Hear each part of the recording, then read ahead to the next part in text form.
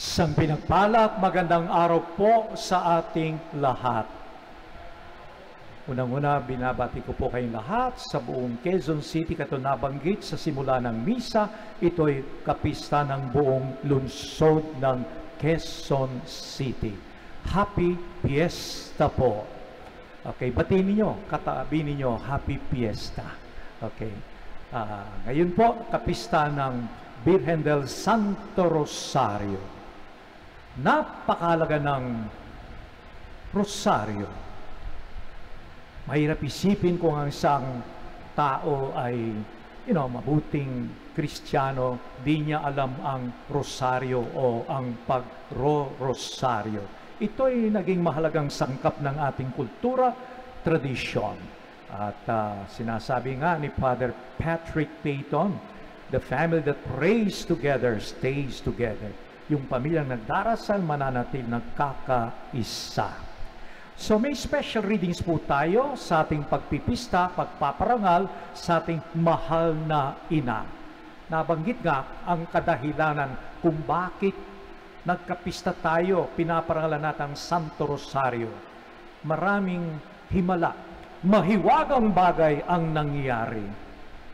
At sa pag-isip ng mga Hebreo, kapag inaalala mo ang isang bagay sa nakaraan, sa inyong pag-alala, muling nangyayari sa iyong buhay yun.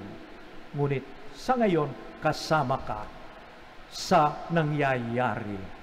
So, katulad nga banggit po, in 1646, yung puwersa ng Olandese ay may hangaring sakupin ang Pilipinas. Ngunit sa isang himala, nagtagumpay ang armada ng Pilipino at Espanyol. Pero kung tutusin mo po, kulelot yung armada ng Pilipino at sa Espanyol versus yung dumating na Olandese. Pero walang imposible sa Diyos. Yun ang ating nakikita sa himala, sa kanilang pagrorosaryo, pananalangin, pagsusumamo sa ating mahal na ina. Sa 5 digmaan, nagsimula bandang sa may Pangasinan, Mindoro, natapos sa Manila Bay, nanalo ang puwersa ng Pilipino at Espanyol. Kaya simula po noon, ating inaalala, pinapatingkad ang mahalagang tulong ng Diyos sa pamamagitan ng ating mahal na ina. Yun ay labanan.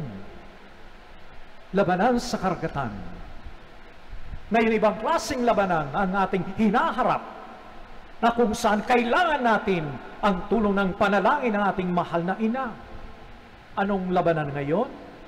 Marami tayong kaaway, sumisira sa ating pananampalataya. Nandyan ang kasalanan, nandyan ang corruption, nandyan yung immoralidad, pagsisira ng pamilya. Kaya tayo ay inaatasan.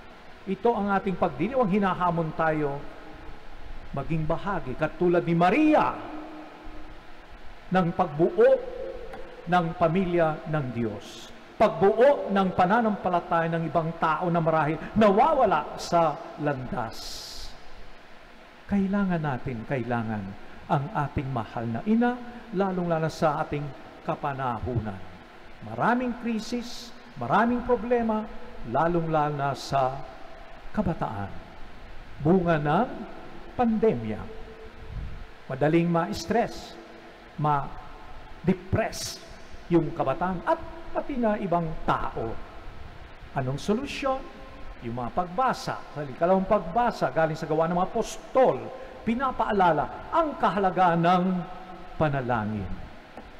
Pagtawag sa Diyos, pagkilala sa Diyos, pagsasabuhay sa ating pananampalataya.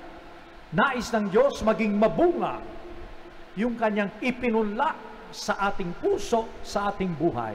Ang pananampalataya, ang binhi ng buhay na walang hanggan. Question, nagbubunga ba ang ating pananampalataya? Pagtitiwala sa Diyos na ito ang ating makikita kay Maria sa mga banal, sa ating unang santo, si San Lorenzo Ruiz, kalawa, si San Pedro Calungsod, marami nagpakita sa atin sa kanilang halimbawa kung paano makisa sa plano ng Diyos upang ibalik ang kaayusan, pagkakapatiran ng mga tao, pagkakaisa ng pamilya, pagkakaisa ng bayan ng Diyos. Walang kanya-kanya, sinodal, sa sama-samang paglalakbay, pagmamalasakit sa isa't isa, magiging banal ang bawat isa. Kaya yung sinasabi kay Maria ng anghel, aba, punong-puno ka ng grasya. Hindi lamang po kay Maria yun, nais ng Diyos, maaaring masabi sa atin. Kapag tayo punong-puno ng Diyos, masasabi natin, punong-puno tayo ng biyaya. Ano ba ang biyaya kundi ang pananatili ng Diyos, pananahan sa puso ng bawat isa?